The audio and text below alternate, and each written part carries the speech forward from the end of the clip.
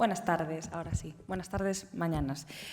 Buenos días, espero que os haya sentado muy bien ese café y ese pincho y que hayáis recuperado energías para la última sesión que nos queda en esta sesión de mañana.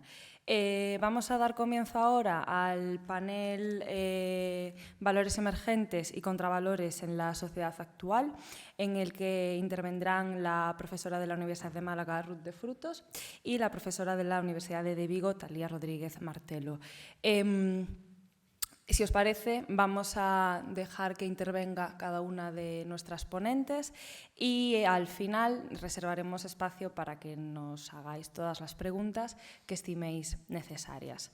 Just a brief summary in English for all of you who don't speak Spanish. We are about to start our panel, the last panel of this morning. Emerging values and counter-values in today's society, where we will be joined by Ruth de Frutos, University of Málaga, and Talía Rodríguez Martelo, University of Vigo.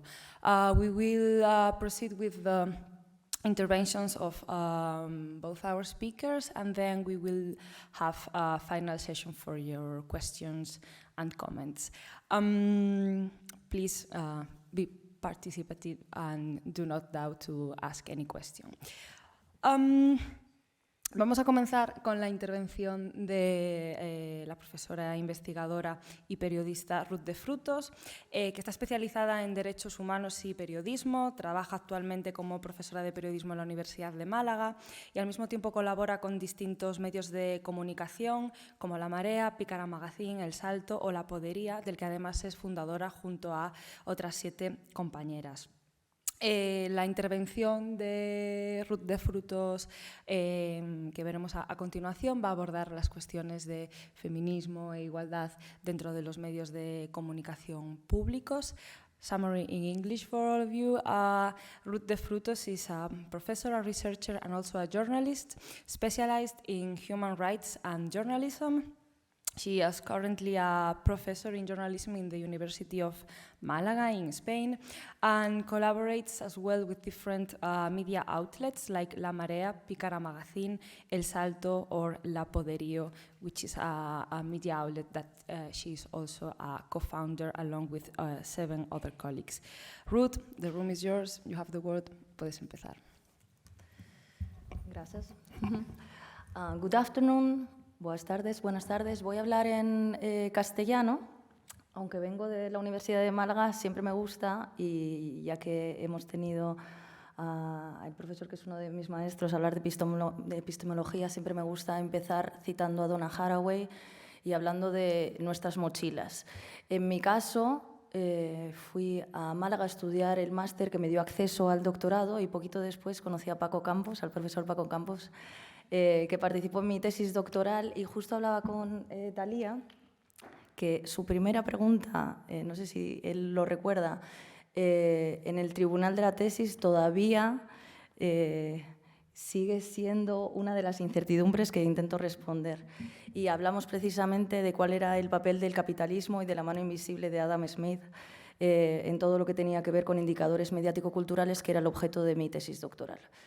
Años después, yo la defendí en noviembre del 14, sigo bastante preocupada por los indicadores que UNESCO denominó, bajo mi punto de vista, bastante erróneamente, de desarrollo mediático. De hecho, varios de los compañeros de UNESCO, cuando trabajé allí, también me lo reconocieron, y eso hizo que en 2012, después de que en 2008 se publicaran, hiciesen una revisión con indicadores de género para medios de comunicación que también tenían parte de objeto de estudio dentro de mi tesis doctoral.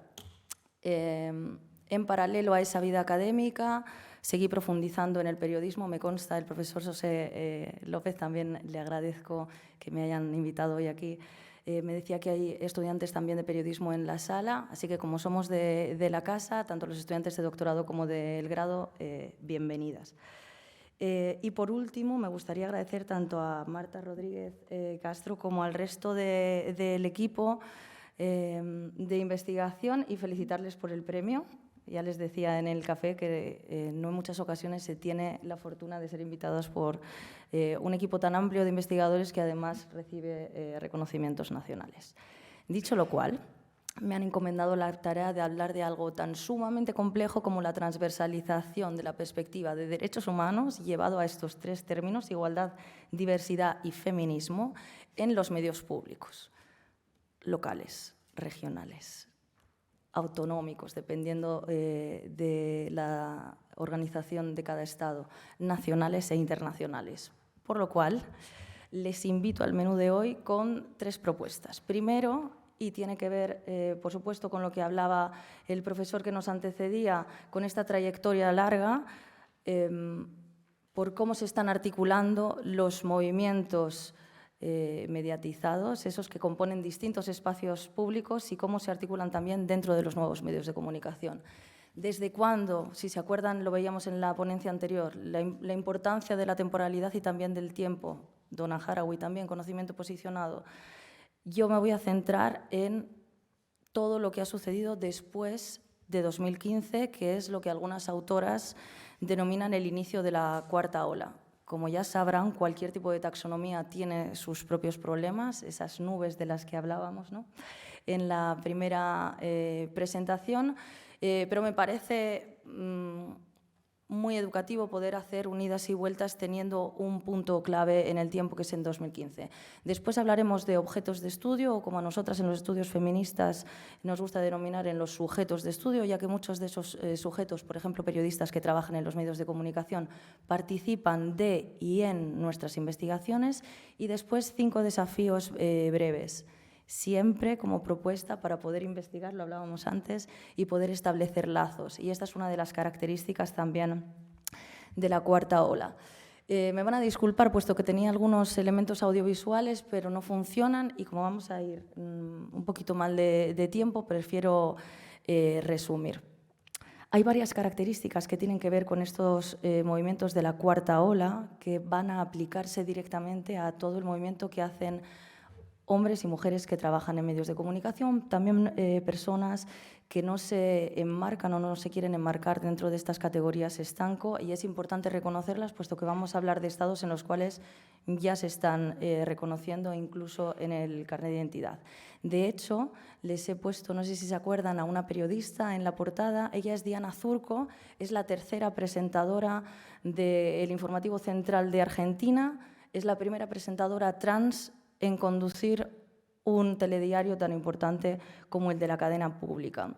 También es la primera persona trans en terminar estudios superiores relacionados con comunicación en Argentina. Y aquí empezamos a ver los gaps que tienen que ver con el género, ya sea en orientación sexual o en orientación de género o en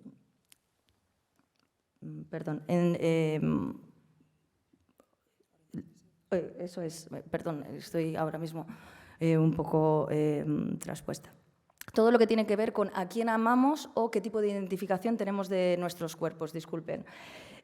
Una de las características que tiene más que ver, y no me quiero extender con este desarrollo de los feminismos o del feminismo dentro de los propios medios de comunicación, es el desarrollo o la aplicación de las nuevas tecnologías. Y les he puesto varios ejemplos del Laboratorio de Radio Televisión Española. Pueden ver, no sé si conocen este DocuWeb, este proyecto audiovisual en el cual pueden elegir el año en el que han nacido y a partir de él observar cuáles son los estereotipos que se estaban desarrollando cuando tendrían entre 12 y 17 años.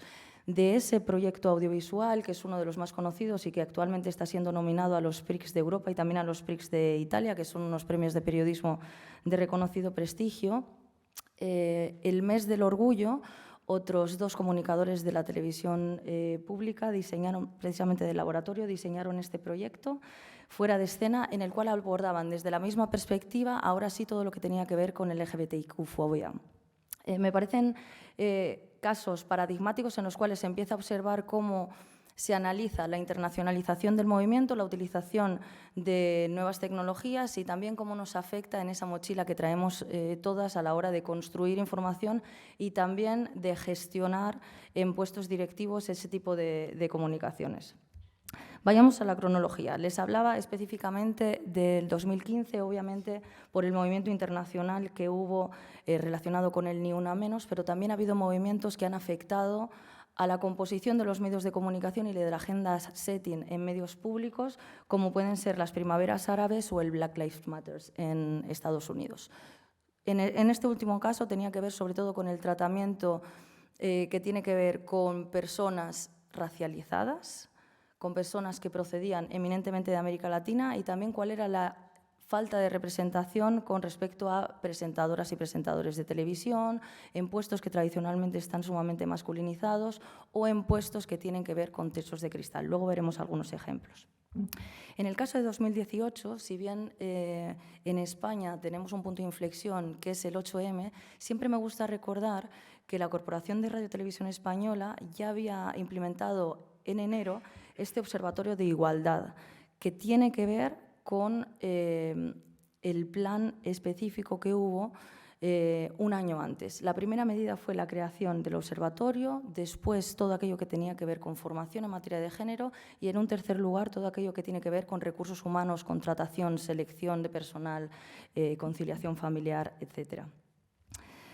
Otro de los hitos que es fundamental analizar si estamos estructurando la igualdad dentro de los medios públicos tiene que ver con figuras que se establecen a partir de hace una década, un poquito más, en medios de comunicación que no solo son públicos, también son medios privados y comunitarios. En España, por ejemplo, el caso de La Vanguardia, el Periódico de Cataluña o el Diario.es, pero en el caso de los medios públicos me gustaría destacar tanto a la directora de Igualdad de Género, perdón, hay una errata, en el caso de Radio Televisión Española, como con Pérez Tornero, la entrada de la Delegación de Igualdad, Inclusión y Diversidad de la Secretaría General de Radio Televisión Española.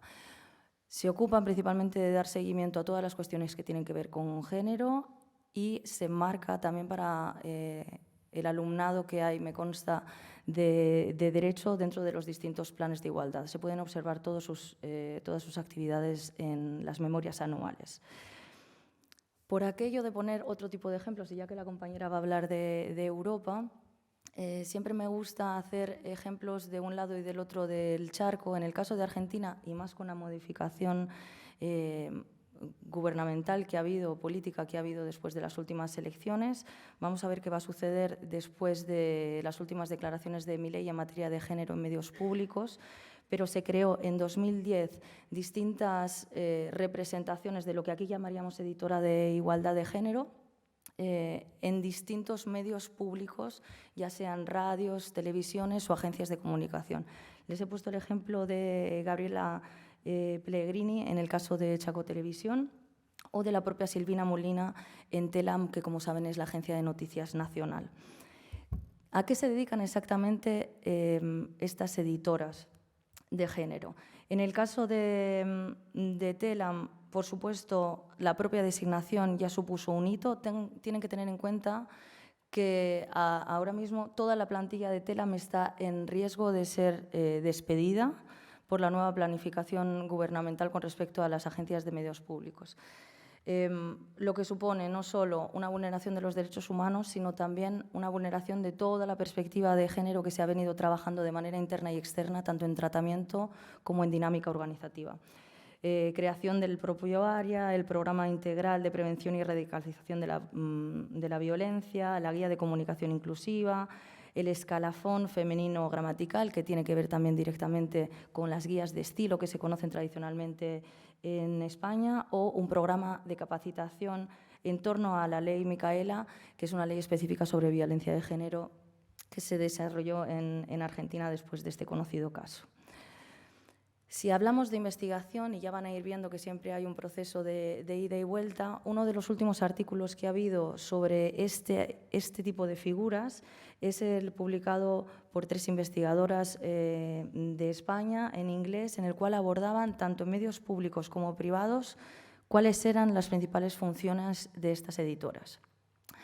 Lo que venían a denunciar era que no existía una transversalidad, que existían techos de cristal, que estas editoras en muchos casos no estaban dentro de las direcciones generales o de las comisiones que, dependiendo de los distintos medios de comunicación, tenían poderes ejecutivos, sino que estaban aisladas como compartimentos estancos, si bien trabajaban de manera transversal.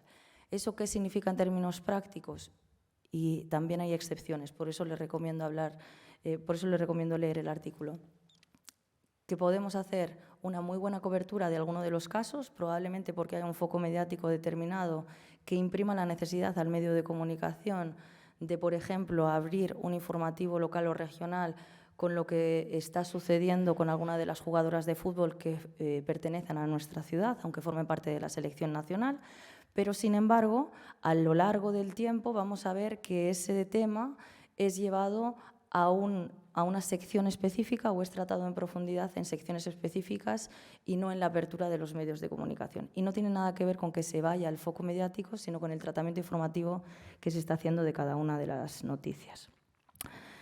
Por último, otra de las aproximaciones que se han hecho sobre medios públicos y medios en general con perspectiva feminista parte ya no de la academia o de las propias profesionales de la información, sino de organismos internacionales.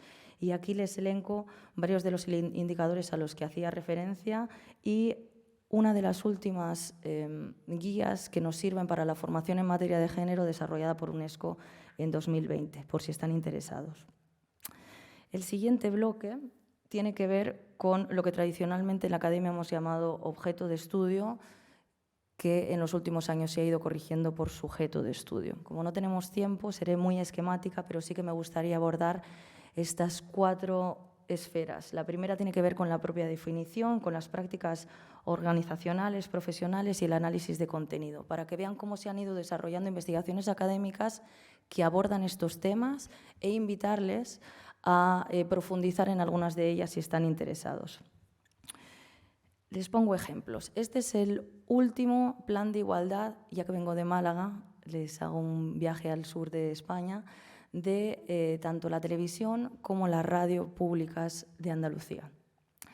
Este plan, que ha sido acordado, por supuesto, con todas las fuerzas que componen la radio y televisión, también los sindicatos, salvo uno mayoritario, ya venía denunciando que había una feminización en los estudios de periodismo y de comunicación audiovisual, que también se observa en esta sala, pero que no tiene que ver directamente con cuántos hombres y cuántas mujeres están trabajando en el propio Canal Sur o en la radio de Canal Sur, y cómo esto afecta a la toma de decisiones y sobre todo a una masculinización de puestos básicos, como pueden ser iluminación, sonido, realización.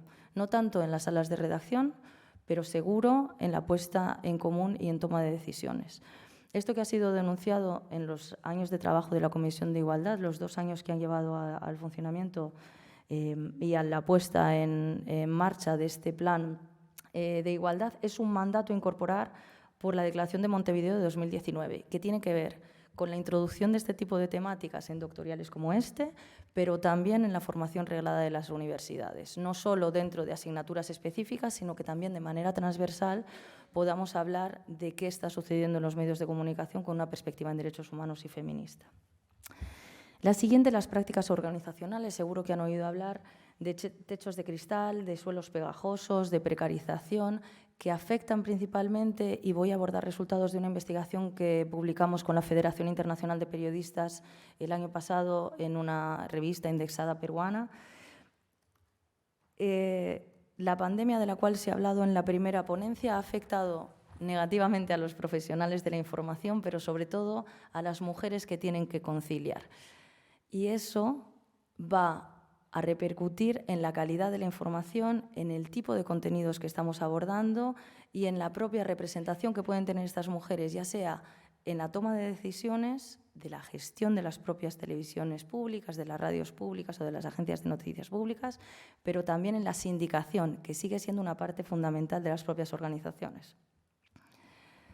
Les pongo un ejemplo público sacado del Plan de Igualdad de la Agencia EFE.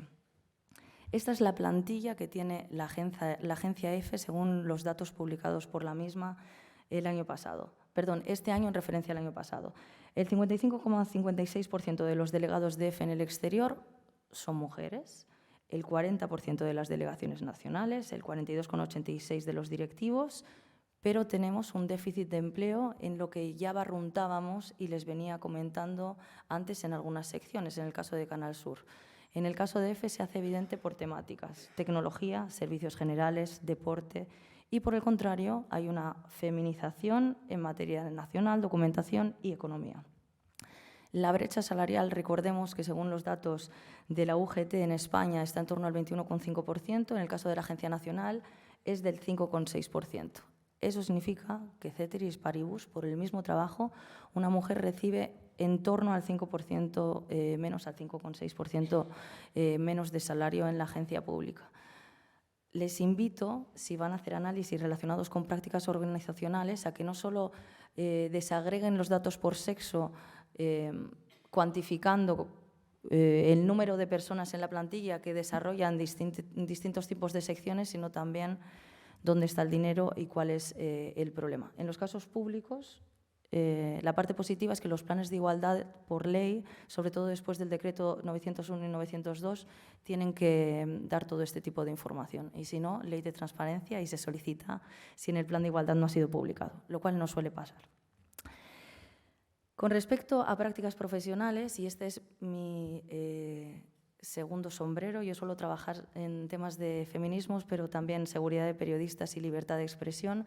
Hemos trabajado en una investigación que les invito a observar y a leer con detenimiento en Naciones Unidas hace 2 años ya, sobre las vulneraciones que tienen los profesionales de la información por el hecho de serlo. De nuevo, no hay datos desagregados por la titularidad de los medios, si son públicos, privados o comunitarios, pero los datos son de libre acceso y podríamos llegar a facilitarlos si están interesados. El 70% de las profesionales que han participado en esta investigación reconocen que han sufrido algún tipo de violencia en línea. De ellas, el 20% reconocen que esa violencia ya ha llegado al offline, es decir, a la vida real. La mayor parte de las perpetraciones son anónimas, pero también hemos reconocido que hay amenazas que vienen de las propias fuentes, por supuesto, de empresas y organismos a los cuales se denuncia en las distintas coberturas que se realizan e incluso de los colegas. Eso puede llevar a varias cuestiones. En primer lugar, a problemas de salud mental. En segundo, a modificaciones en sus propias prácticas profesionales y, en tercero, a una invisibilización de estas profesionales no solo en sus temáticas de referencia, sino también online. Cada vez más profesionales, y supongo que esto les sonará, desaparecen de determinadas redes sociales, principalmente de Twitter, por los ataques que siguen. Y eso es responsabilidad directa de las empresas, en este caso de Twitter, pero es responsabilidad de los estados y también de las empresas donde trabajan estas mujeres, protegerlas. Me consta que Canal Sur, debido a los últimos problemas que está habiendo de agresiones a compañeras en directo, está trabajando con un protocolo de prevención que no permita que haya un profesional, y esto lo hemos visto en una televisión privada recientemente de nivel nacional, que sea el que desde el plató tenga que articular la respuesta, y no vamos a entrar en si es mejor o peor, sino que sea la propia empresa, a través de un protocolo, la que estructure cómo tienen que reaccionar todas las personas que participan en esa cobertura en terreno. Siguiente investigación internacional que no tiene desglosados todavía los datos por titularidad de medios, ni tampoco, y esta es la segunda invitación de la tarde, tenemos un equipo que trabaje en Galicia. Tenemos equipos que trabajan en Valencia, en Madrid, en Andalucía.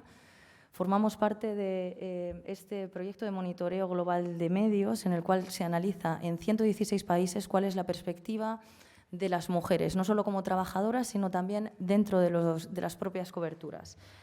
Este proyecto, que es el más grande del mundo, se lleva realizando cada 5 años desde 1995 y se pueden observar cuáles son, por ejemplo, el impacto que se tiene de las mujeres, tanto como fuentes como sujetos de la información, por secciones, por regiones. También todo aquello que tiene que ver con las distintas interseccionalidades, no solo por razón de género, sino también por razón de raza o etnia, y dependiendo de los propios medios de comunicación. Por último, brevemente, no quiero agotar el tiempo, 5 desafíos de los estudios feministas en materia de comunicación. El primero tiene que ver con transformar estas dinámicas de poder. No sé si pueden decirme más presentadoras negras o racializadas en algún medio de comunicación público, de las que aparecen en la pantalla. He puesto a Francine Gálvez, que para mí es la primera referencia que se tiene, es una presentadora de televisión española que estuvo durante muchos años en el informativo de la 2 y que ahora ha vuelto a Madrid Directo. Evaba es una de las mejores corresponsales de guerra que tenemos en activo, de origen saharaui, y Lucía Asue está trabajando para una productora que genera contenidos para televisión española. En los 3 casos, ellas defienden no solo la importancia de instituciones como estas, públicas, que les dan acceso y entrada con formación, aunque en el caso de Francine también ha sido en Estados Unidos en un máster de periodismo privado, la posibilidad de llegar a tener una formación específica que las permita entrar. Y aquí volvemos a un gap. ¿Cuánta población gitana comparte silla o mesa con ustedes en el doctorado, en el máster, en el grado? Hay un gap que afecta directamente a la pobreza y a cómo se puede formar en medios de comunicación. Y si no hablamos de esto abiertamente y seguimos siendo 3 personas blancas, con acentos muy determinados, con un nivel de renta muy determinada, no estamos promoviendo esta educación como ascensor social. El siguiente es cuál es la representación de los cuerpo-territorio. Eso afecta directamente a cómo representamos fragmentos del cuerpo femenino en publicidad en los medios públicos, cómo alentamos a que esa publicidad, si en los medios públicos de algunos países todavía se sigue permitiendo que haya publicidad, también cómo se espectaculariza en entretenimiento, series de televisión, etcétera, o cómo se deconstruye, por ejemplo, a través de las luchas antigordófobas o gordofóbicas, explicando a través de esos valores cómo se pueden generar procesos de entendimiento. Les he puesto un ejemplo, es una pena que no se puedan ver los audiovisuales, de la televisión pública holandesa, la cual a través de Telegram generó un proyecto que se llama El Círculo o El Ciclo sobre la regla. Durante 28 días se podían entrar en 28 grupos diferentes de Telegram en el cual recibían información sobre cómo iba modificándose la menstruación en cada uno de los grupos, con información a especialistas. Por supuesto, la mayor parte de las fuentes eran mujeres, por aquello de la importancia de feminizar nuestros escenarios, y también a nuestras fuentes especializadas. No me quiero extender, ¿me estoy extendiendo mucho? Ok. Que le veo la cara a Marta y no sé si me estoy extendiendo. La siguiente tiene que ver con algo que hablamos ayer y tiene que ver con el colapso ambiental y con el ecofeminismo. Vuelvo a la ponencia anterior, la importancia de generar esferas públicas en las cuales los movimientos ecologistas y los movimientos feministas articulen la entrada en la agenda, pero también los propios sujetos, las propias presentaciones de estos contenidos informativos. Y la respuesta fundamental a esta guerra cultural, en la cual lo hemos visto en el Parlamento por cuestiones que les afectan directamente con el tema del lenguaje. Cómo incorporar no solo idiomas, que en el caso del Estado, por supuesto, están reconocidos como cooficiales, sino también realidades que normalmente han sido abstraídas de los medios de comunicación cuando es una responsabilidad de los mismos visibilizarlas en la justa medida. Eso afecta de nuevo a la seguridad de periodistas y cómo aquellas periodistas que defendemos contenidos que normalmente están invisibilizados por las propias prácticas organizativas o porque hay una clara voluntad, en este caso de los fascismos y de la extrema derecha, de generar contenidos con una determinada línea, pueda producirse sin que nosotras nos veamos afectadas en, por ejemplo, recibir trolls o bots que nos ataquen directamente en redes sociales y que acaban generando que nos vayamos de ese espacio y se vuelva a masculinizar. Romper el sistema centro-periferia, viniendo de Málaga y estando en Galicia, lo pueden entender perfectamente. ¿Qué pasa con los idiomas cooficiales, pero también qué pasa con aspectos que nos afectan diariamente? Y les voy a poner un ejemplo de la tierra en la que vivo. Tenemos un problema de sequía estructural que no ha sido tratado como se debería en los medios de comunicación hasta que Doñana ha salido a la palestra por una utilización en la política nacional. Eso significa que el embalse más cerca de la ciudad donde vivo, la Viñuela, está siendo usurpada la tierra a través del expolio de mangos y de aguacates. El día de las elecciones regionales, el primer día de campaña electoral salió en la primera plana de los medios de comunicación y abrió todos los medios, sean públicos o privados, la criminalización de cientos de regantes que llevaban años usurpando ese derecho al agua. Si esto ya se sabía, y ya que estamos en medios públicos, necesitamos que los medios públicos asuman una responsabilidad y hablen directamente de lo que afecta a la ciudadanía, independientemente del partido político que esté en el gobierno. Algunas acciones prioritarias, no me quiero extender. Si quieren más información, en el monitoreo global las tienen disgregadas por medios de comunicación o por los organismos de regulación. Es fundamental que los planes de igualdad de los medios tengan indicadores. Esos indicadores tienen que tener un cronograma claro y el cronograma no debe ser modificado y debe haber multas específicas para poder verificarlo, porque si no estamos en odas al sol en las cuales con muchísima buena voluntad hay personas trabajando durante años y finalmente no llega a la audiencia las modificaciones que se han estado trabajando en despachos. Última cuestión. Y tiene mucho que ver con el proyecto de investigación que ha tenido a bien invitarme hoy.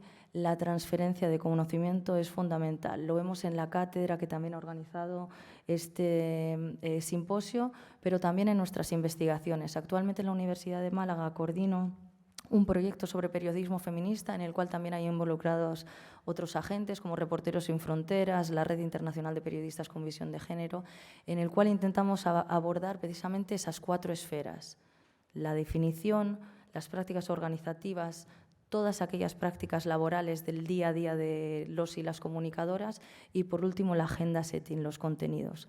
Hasta que no hagamos un análisis transversal de todas ellas, no estaríamos aplicando estos términos de los que hablábamos al inicio de mi intervención. Ni igualdad, ni diversidad, ni feminismo son posibles sin un compromiso no solo de todos los trabajadores y las trabajadoras, sino también de los órganos directivos y, en última instancia, de la academia, que es quien tiene que formar a las futuras profesionales. Muchas gracias.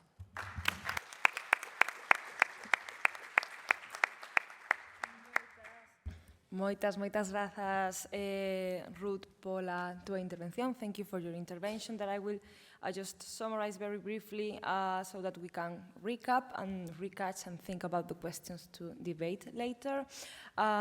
Ruth presented first the timeline with the main milestones of the 4th wave of feminism and how the media were starting to represent and interact with the new needs of this 4th wave. She paid attention to structural actions taking place in public, private, and the third sector of the media, such as the development of equity plans, the need to pay attention to labor conditions, the gaps on both technical jobs and specific areas of specialized journalism, the gender pay gap that derives from the previous gaps, and also an increasing concern on professional threats regarding harassment, most specifically digital harassment from both audiences, sources of information, and even colleagues. The main challenges that we are facing right now involve the transformation of the power dynamics that include not only gender, but also race and class.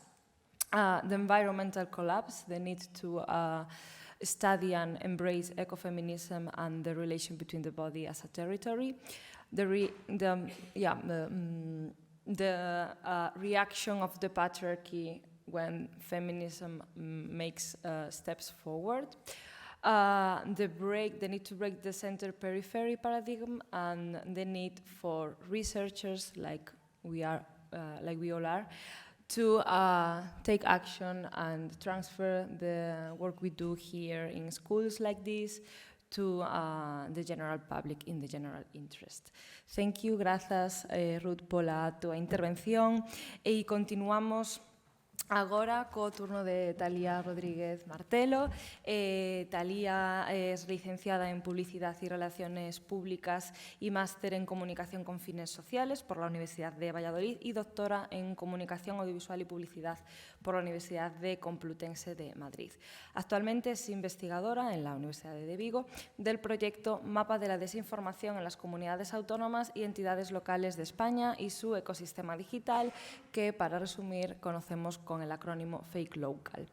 Este proyecto, que se coordina desde la Facultad de Ciencias Sociales y de la Comunicación de la Universidad de Vigo y en el que participa también la Universidad de Santiago de Compostela, tiene como objetivo identificar y clasificar los principales temas, tópicos de la desinformación y medir su incidencia en la gestión de las corporaciones públicas especialmente. So, Talía will present now Talía Rodríguez Martelo, professor and researcher at the Universidad de Vigo and part of the research project Map of the Disinformation in the Autonomous Communities and the Regions and the Local Entities of Spain and their digital ecosystem, most easily known as Fake Local. This project aims at identifying and classifying the main topics of disinformation and to what extent they penetrate in the management of public service media. So, Talía, it's your turn now. Thank you. Gracias. Puedes empezar. Muchas gracias. En primer lugar a Marta por invitarme a esta mesa y encantada de estar aquí, que considero... ¿Está? Creo que está apagado. No, está encendido. ¿Está encendido? Sí. Vale. Y encantada de estar aquí, que considero esta mi segunda casa. Voy a hablar un poquito sobre la desinformación en los medios públicos regionales europeos y el objeto de estudio que venimos trabajando desde hace varios años en el marco del proyecto Fake Local y proyectos anteriores, que es la red CIRCOM. Vale. Nuestras investigaciones están en relación con estudios fantásticos que se han hecho, además, en esta casa, como el Dr. Baz, y con temas de innovación y procesos de digitalización en televisiones públicas. Y en nuestro caso estamos investigando también estos temas, además de la desinformación, en esta red. ¿Por qué CIRCOM? ¿Por qué este objeto de estudio? Pues venimos identificando, no os voy a descubrir datos espectaculares ni muy nuevos, pero sí lo que hemos tenido es acceso a las fuentes primarias, que hoy en día esto es algo bastante importante. Venimos viendo los medios de comunicación y la falta constante de credibilidad en un entorno de fake news, de desinformación, en el que la infodemia reciente que hemos vivido a través de la pandemia no vino más que a acrecentar todo este fenómeno. Nos preguntamos cómo los medios de comunicación públicos responden ante estos hechos. Y, en concreto, cómo responden los medios de comunicación públicos de proximidad, es decir, todos los medios regionales. Y por eso hemos determinado estudiar, y ya hemos hecho varias investigaciones, sobre la red CIRCOM, que es una red que agrupa a los principales medios regionales europeos, que tiene ahora mismo un total de 43 radiotelevisiones distribuidas en 29 países del entorno europeo.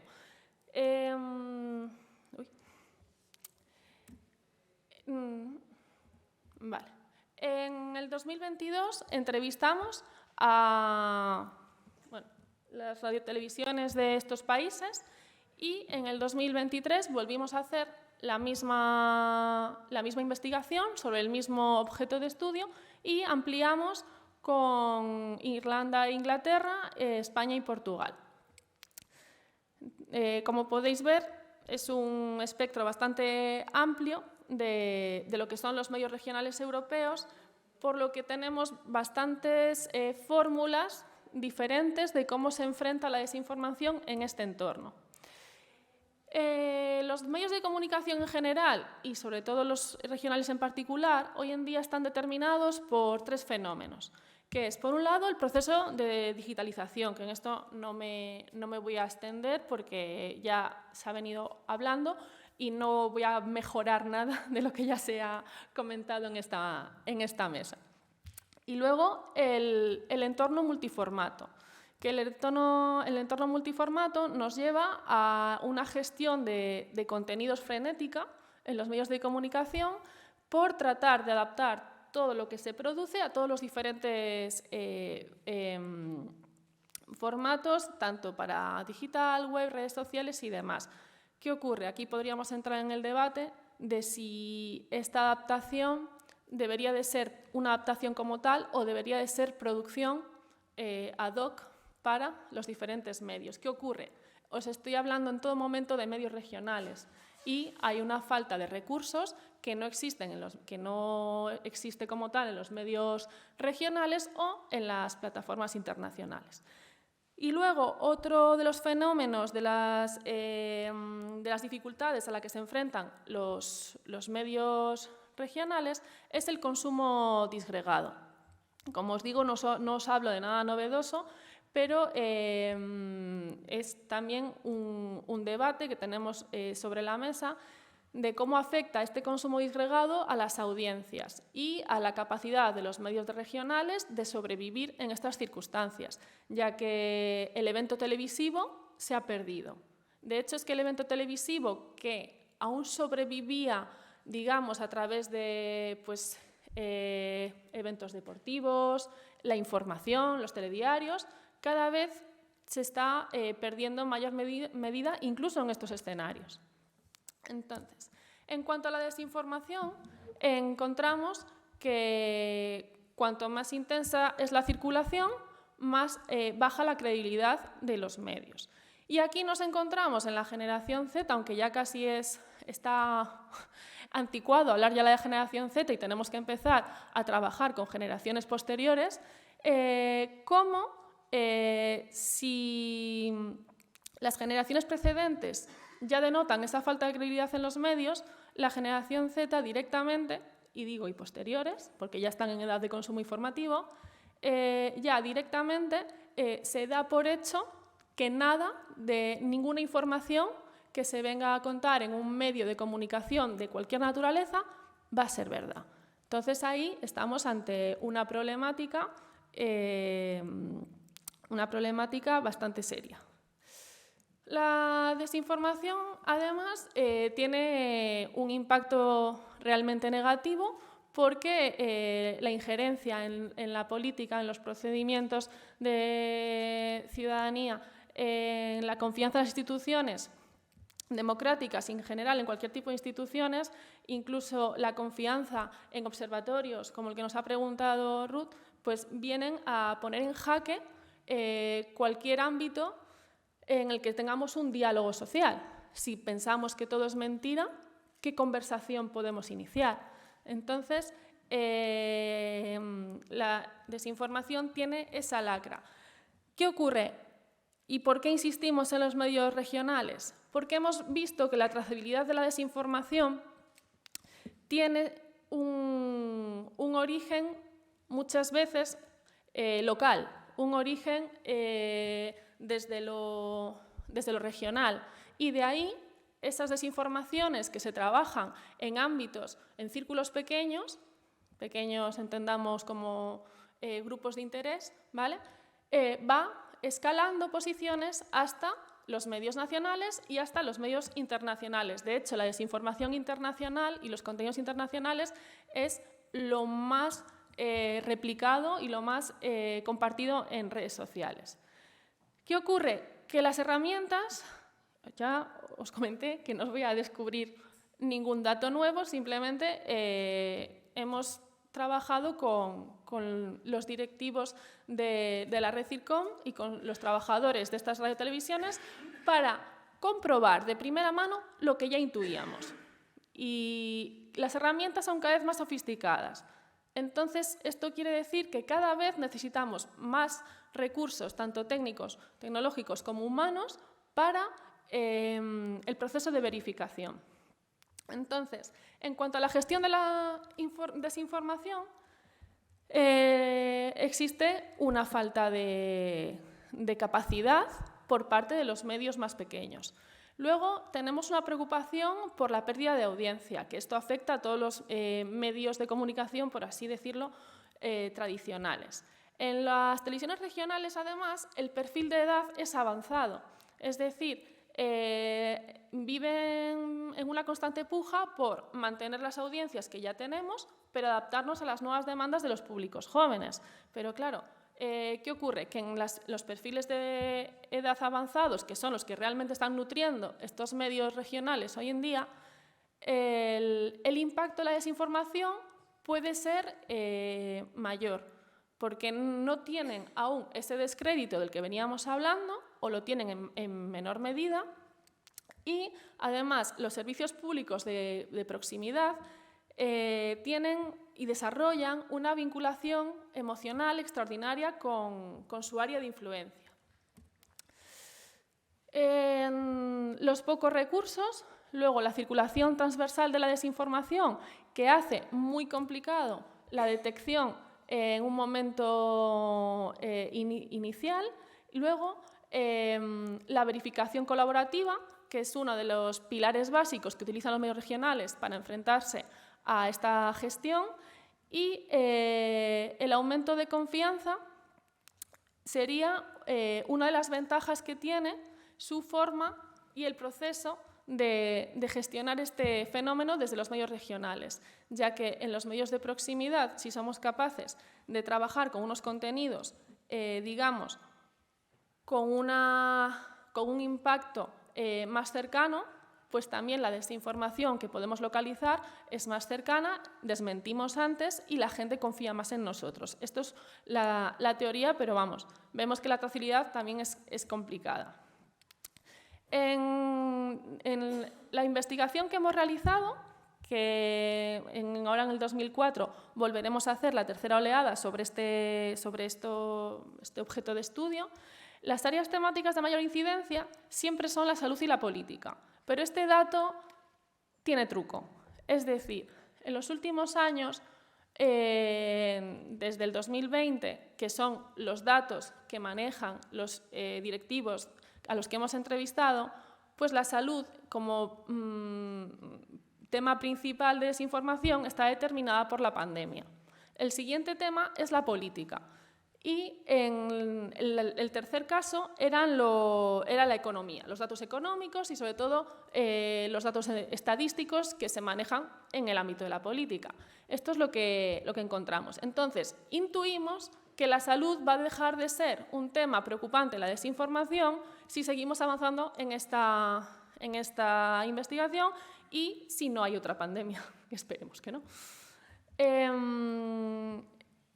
Lo que sí hemos visto entre los países, que os los puse antes, en los países entrevistados, en función de la gestión de la desinformación, sí que hemos visto que existe una lógica de norte-sur. Es decir, los países del norte de Europa, en líneas generales, luego hay sus excepciones, pero en líneas generales, tienen una muy baja circulación de desinformación en comparación con los países del sur.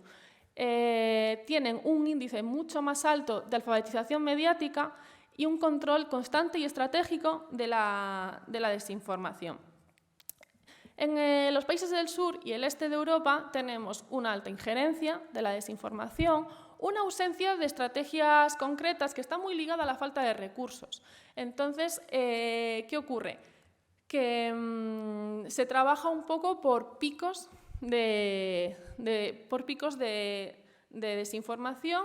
Digamos, tenemos un problema que en un momento dado esta información circula más de lo que podemos contener y ahí aplicamos estrategias concretas. Pero no hay un plan general, como sí que hemos visto que se viene trabajando en los países del norte en mayor intensidad.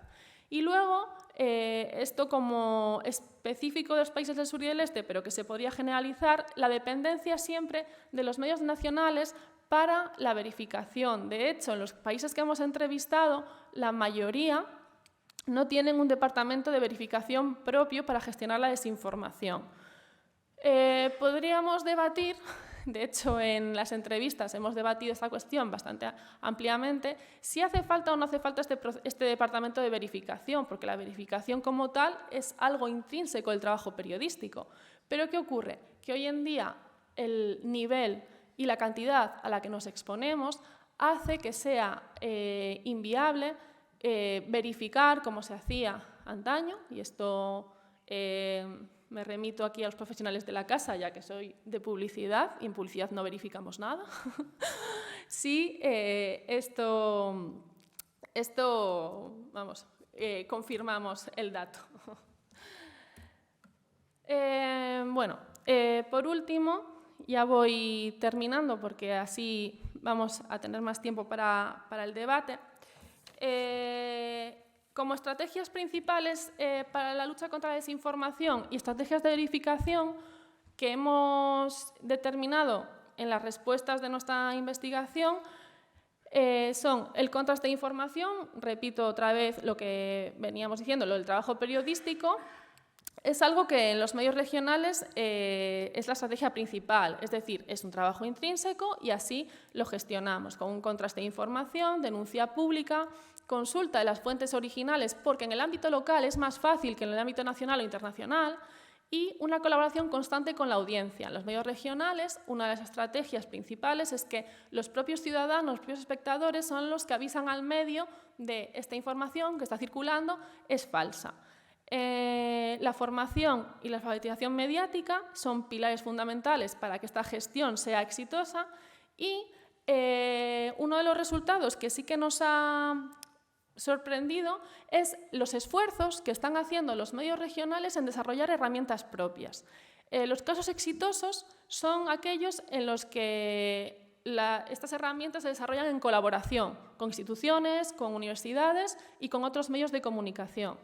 No es que los otros casos sean fallidos, sino que los otros casos en los que los medios tratan de tener departamentos de verificación o iniciativas de verificación propias, lo hacen con mucho menos recursos. Entonces, no es que sean defectuosas, sino que no tienen tanta capacidad de análisis como las iniciativas en colaboración. Y en una pregunta que nos hacemos o lo que estamos trabajando es, vale, analizamos la desinformación, verificamos el contenido, ¿y ahora qué? ¿Qué hacemos con todo ese esfuerzo que hemos realizado para verificar todo ese contenido? Esa información verificada, ¿a dónde va? Porque la desinformación tiene una circulación muy alta a través de muchos medios y muchísimas veces la desinformación nos llega a través de canales muy personales, como WhatsApp o como este tipo de mensajería instantánea. Entonces, ¿qué se hace con ese contenido? ¿Cómo puedo tratar de tener la misma fuerza que la desinformación con los datos? Pues es muy complicado y una de las vías que hay en algunas de las televisiones regionales es dedicar contenido televisivo a esta desinformación. ¿Por qué es importante este tipo de iniciativas? Porque ponemos en valor y ponemos a disposición del público los datos, para que la verificación de la información no tenga que ser un trabajo activo del usuario, sino que también se convierta en algo pasivo, igual que es pasiva la recepción de desinformación. Entonces tenemos algunos ejemplos que hemos localizado, algunos que han sido muy potentes durante la pandemia en años posteriores, que ahora ya no están en uso, y otros que sí que se iniciaron iniciativas o programas de televisión que se iniciaron con la pandemia y que a día de hoy dan continuidad tratando de analizar toda la desinformación que hay en estos medios. Ejemplos de Austria, de Francia. Francia es el país más potente en este tipo de contenidos, dedica bastante esfuerzo a tener contenidos de televisión, radio, incluso redes sociales, para poner en valor la desinformación.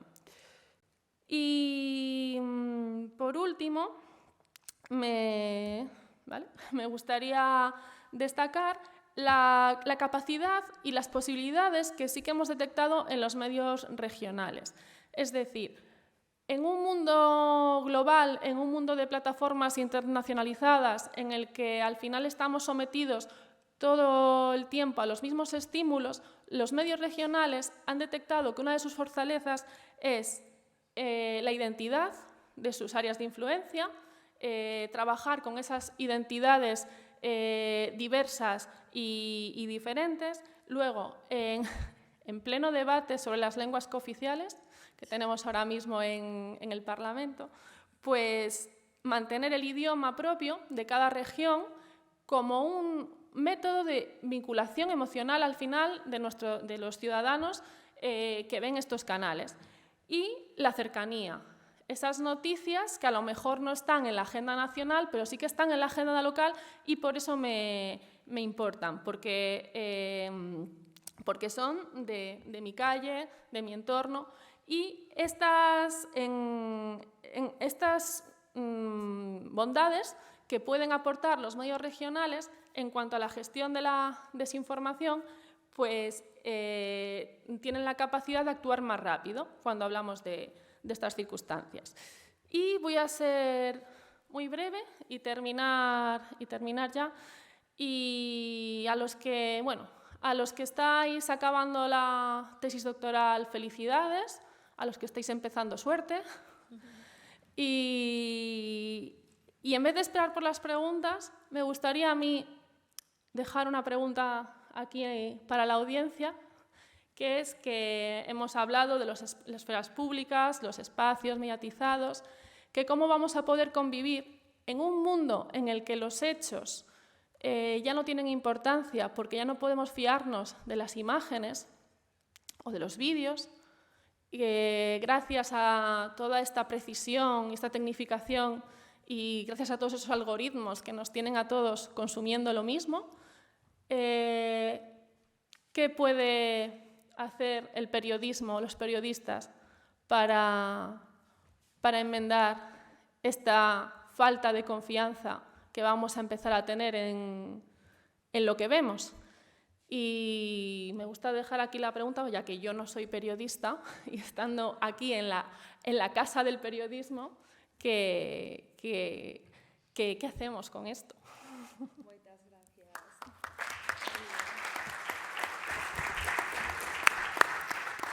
Moitísimas gracias, Talia, tamén pola túa intervención.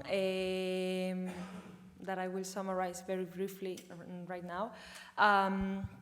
Talia traced this overview on how regional public service media outlets are approaching their own fights against disinformation, starting from the point that we are struggling with a trust crisis, which is even more crucial in younger generations, Gen Z and on.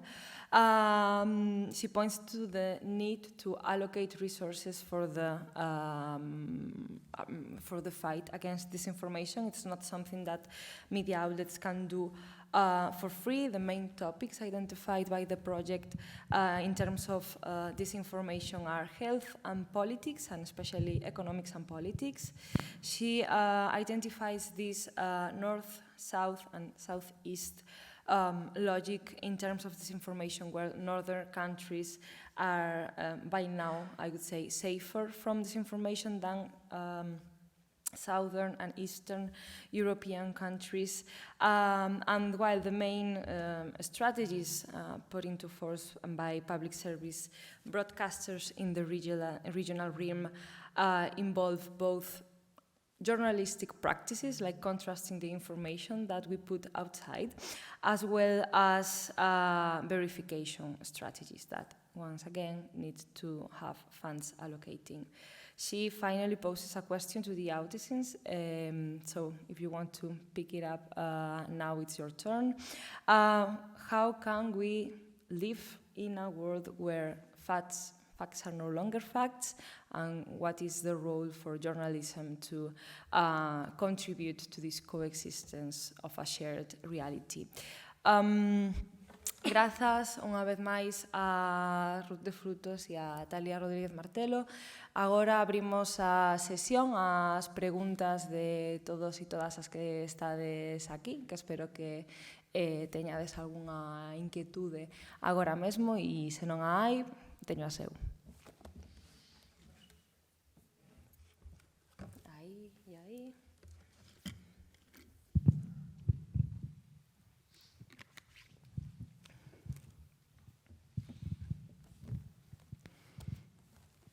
Buenas tardes. Eras uma pergunta por Tália. Existe algum modelo que mede a propagação da desinformação? Eu não hablo muito castelhano.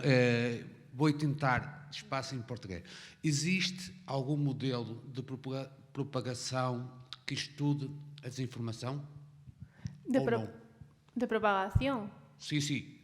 Que estudie cómo se propaga la desinformación. La desinformación. No puedo responder a eso porque eso sí que es una pregunta que nosotros hemos hecho en el marco de esta investigación. Pero no existe o no se está dando exactamente mucho recorrido a la trazabilidad desde los medios regionales. Seguramente, si hablamos con verificadores, agencias de verificación, este tipo de iniciativas, sí que eso es algo que se tiene en cuenta.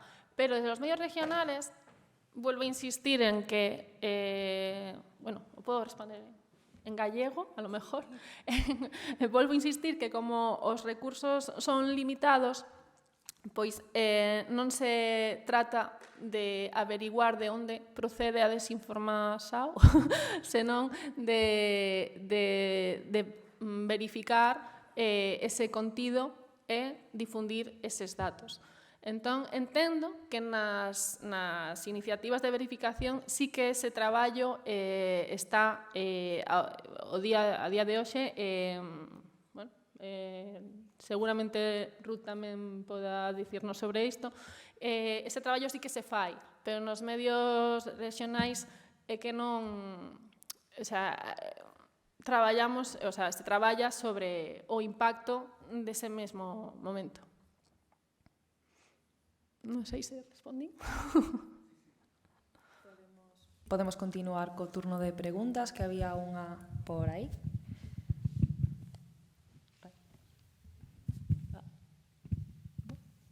¿Yo?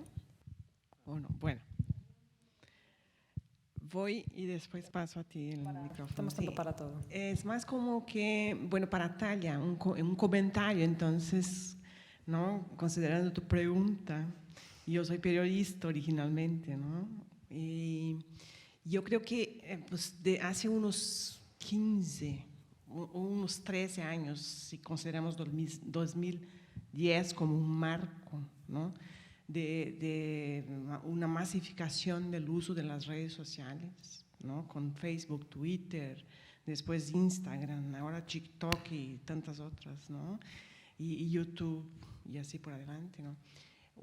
Una gama inmensa de energía y esfuerzo que nosotros comunicadores empezamos a disponer justo tratando de enfocar, ¿no? En la desinformación, ¿no? Y para mí, que empecé a trabajar con Internet y comunicación online en 98, 96, ¿no? Siempre me ha causado un incómodo muy fuerte, toda esa energía, este esfuerzo que se ve, pues canalizar ahí, o sea, poner, ¿no? al fuego, casi, ¿no? Y me parece que el esfuerzo y esta energía, si estuviera enfocada en la información, ¿no? Entonces no sería la gestión de la desinformación, y sí la gestión de la información, ¿no? Porque hoy si voy a la página del Ministerio de Ciencia e Innovación, o la página del Ministerio del Interior, o la página oficial de una marca, ¿no?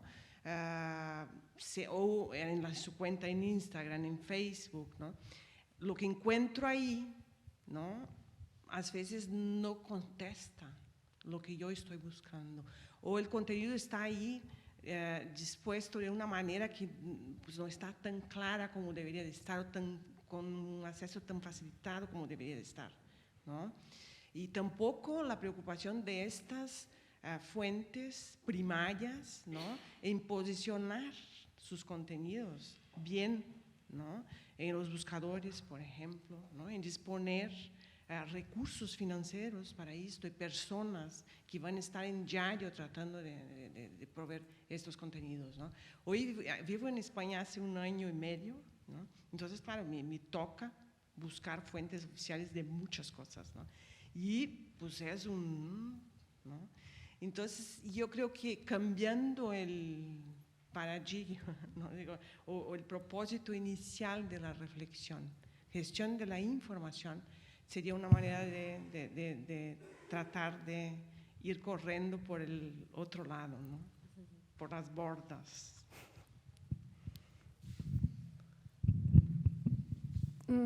Totalmente de acuerdo con lo que has planteado, pero creo que tenemos un problema que los periodistas no pueden afrontar solos, sino que necesitan a la ciudadanía de su lado. Y es que la desinformación es mucho más atractiva. Y que cuando yo estoy navegando en las redes y de repente hay una información que es mentira, pero que tiene la capacidad de cabrearme, y cabrearme mucho, y decir, ¡oh, pero cómo han hecho esto! Y lo comparto rápidamente bajo esa perspectiva de calentón emocional, pues es algo que es, o sea, es una pulsión, o sea, que tenemos ahí todos, o sea, y que incluso, o sea, yo trabajando en desinformación como trabajamos, alguna vez, me confieso, que también me ha ocurrido, pues en contra de los datos y de la información sosegada, calmada, analítica, pues es una guerra un poco en la que hay o sea, difícil de ganar. Entonces, para mí una de las claves es la alfabetización mediática, y es que la población sea la que busque esos datos, esas fuentes confiables o mismamente esa fiabilidad de la información, como tú dices, para que sea más atractivo leer verdades que no leer mentiras y luego tener que leer la información verificada.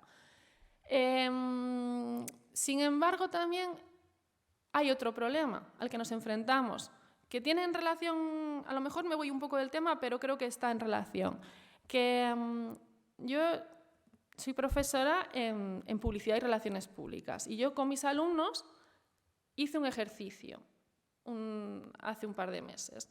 Les dije, vale, mañana me vais a traer una información que hayáis localizado en redes sociales y la presentáis en clase.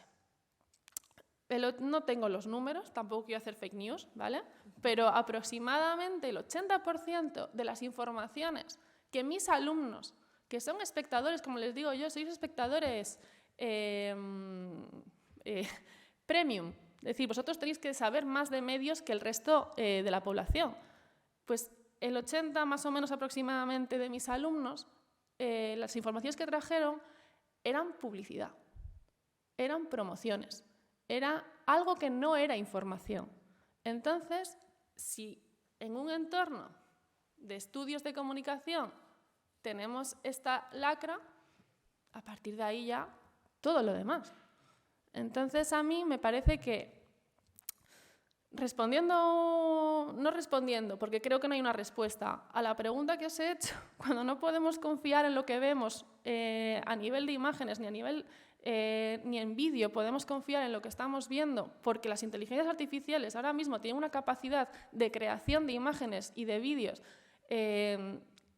Si a día de hoy esto está en este punto, no sé cómo va a ser el futuro, pero lo veo entre emocionada y temerosa. Creo que el trabajo periodístico va a ser esencial, y sobre todo los nombres de quién está firmando esta información, y como confío en esta persona, confío en este profesional, a lo mejor esta información sí que me la creo. ¿Qué ocurre? Que somos humanos, y el día que esta persona, que este periodista en el que estoy confiando falle, me romperá el corazón y me romperá la credibilidad.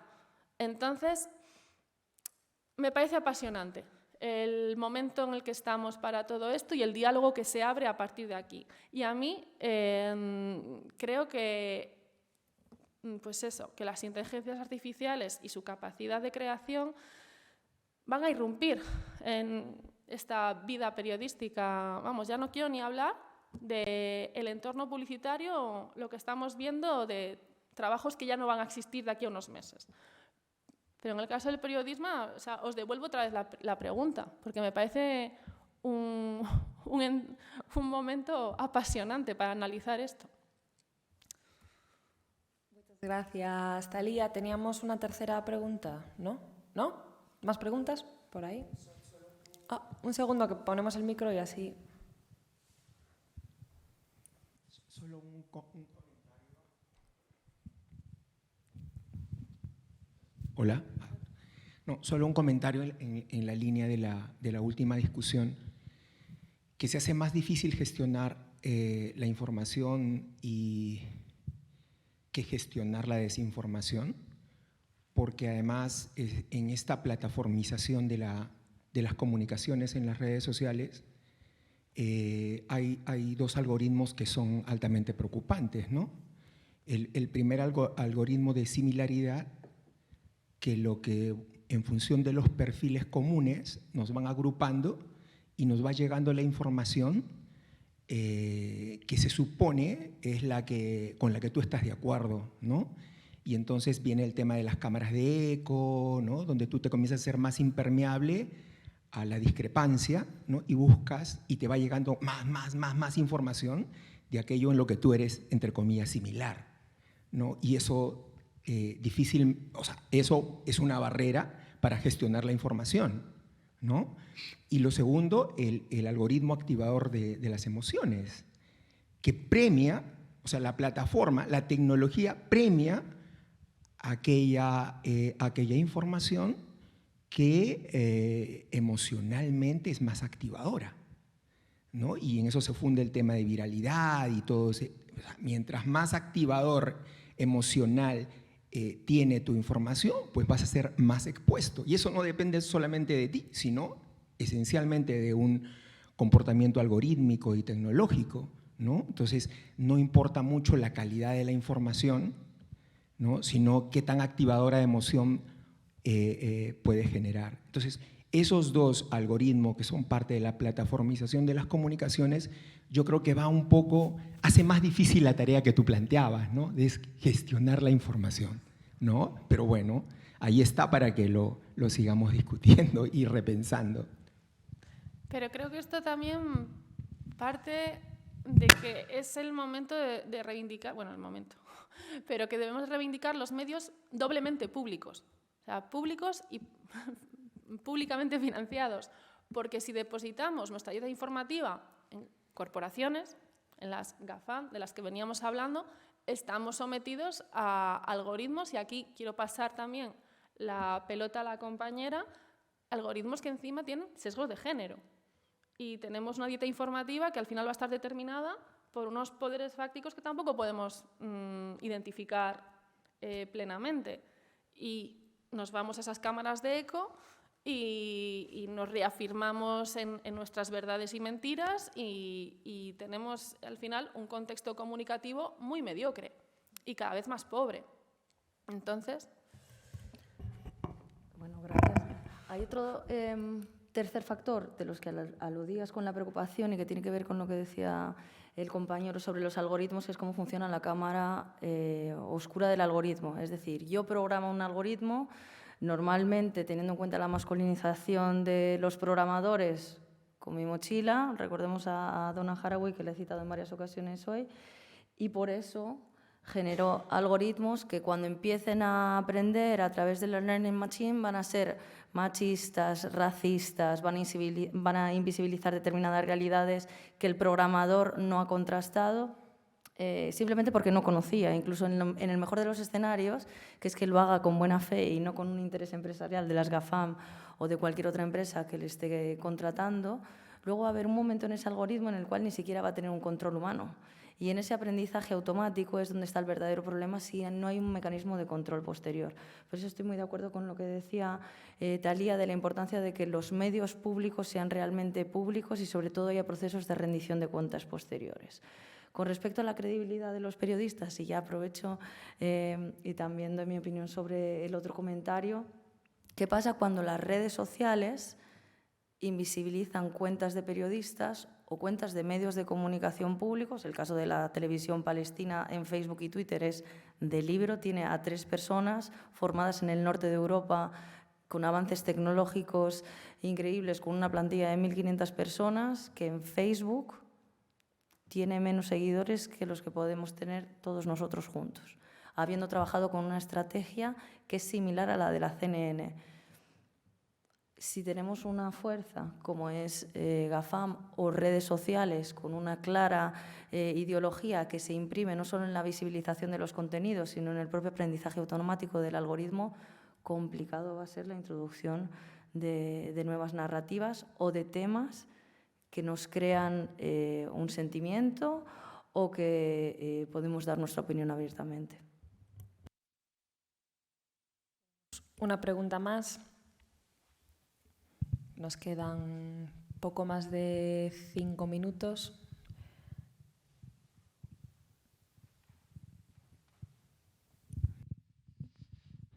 Buenas tardes. La pregunta es para Ruth.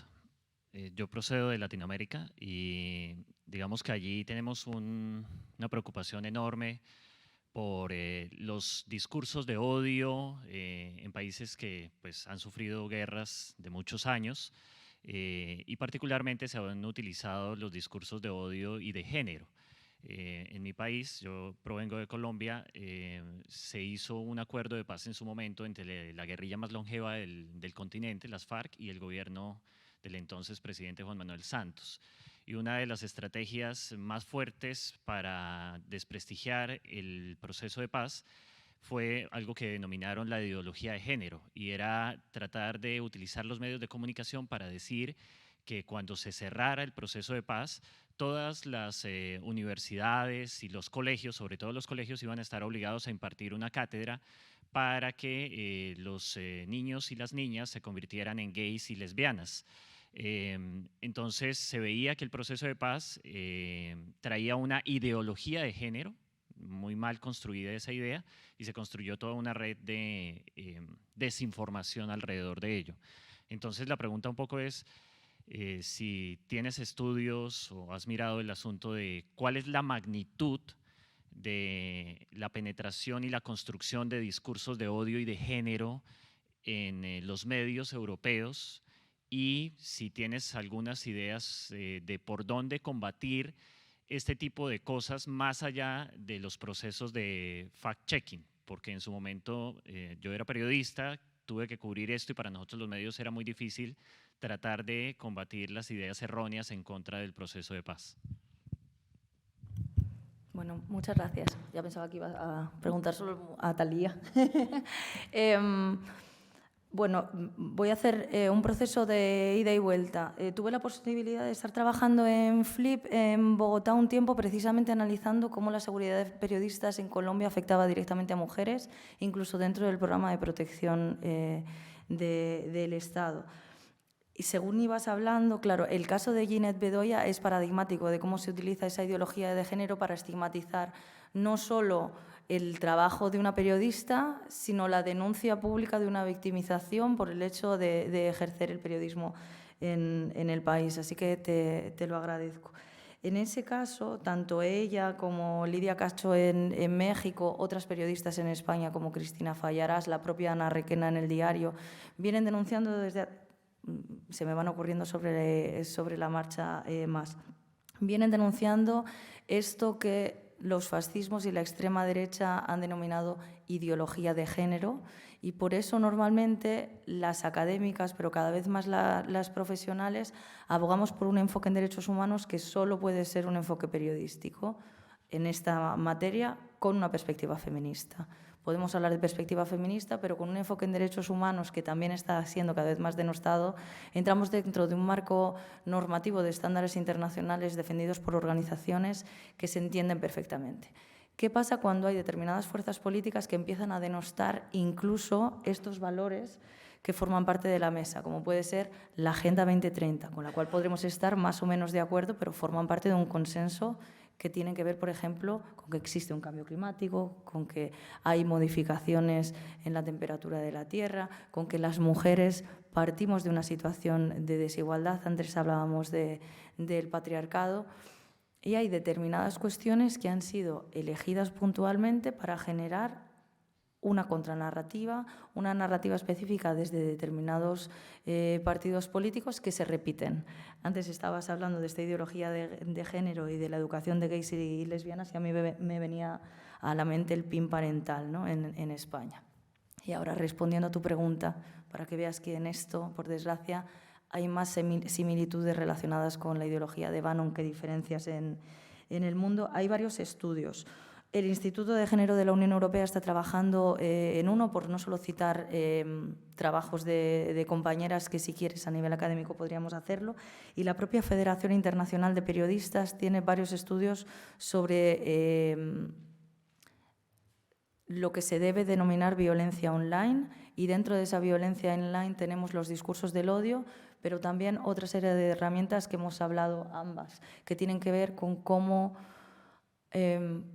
distintas estrategias pueden afectar a la credibilidad de periodistas con enfoque en derechos humanos, y aquí entramos periodistas tanto hombres como mujeres o personas que no se sienten reconocidas en esos compartimentos estanco, de invisibilización, de cancelación de determinados mensajes o directamente de eliminación de cuentas, con todo lo que supone, y esto lo sabemos las periodistas que estamos en redes sociales, de tener un grupo de personas que se están informando a través de nuestras redes sociales y de repente tener que empezar de la noche a la mañana de cero. Si quieres más información, después te la puedo dar en petit comité. Gracias. Muchas gracias a las dos, gracias por la pregunta. No sé si tenemos alguna más, que nadie se quede con las ganas. Si no, tengo yo una para cerrar. Hemos visto aquí en este panel de valores y contravalores en el servicio audiovisual público cómo los medios públicos pueden impulsar mejoras y avances en el caso de cuestiones de diversidad, de igualdad y feminismo, y por otra parte frenar otras corrientes más reaccionarias, como las que solemos ver en esas corrientes de desinformación. Los esfuerzos son numerosos, hemos visto aquí muchos ejemplos, y mi pregunta, muy clara, y os pido que, a pesar de que daría para polemizar probablemente 3 horas más, que como seguro que ya estamos con el estómago así un poco rugiendo, que no os demoréis mucho. Pero mi pregunta sería si todos estos esfuerzos sirven para algo, si todas estas acciones que estamos viendo en el campo de la igualdad y de la diversidad y de una mayor representación y una mayor, pues ofrecer mayores oportunidades a todas las clases sociales, razas, géneros, que estamos viendo en los medios públicos, y todos sus esfuerzos a la hora de desplegar estrategias contra la desinformación tienen un impacto real en la sociedad en general, o tiene un impacto más de nicho sobre los que igual ya estamos un poco más convencidos y convencidas.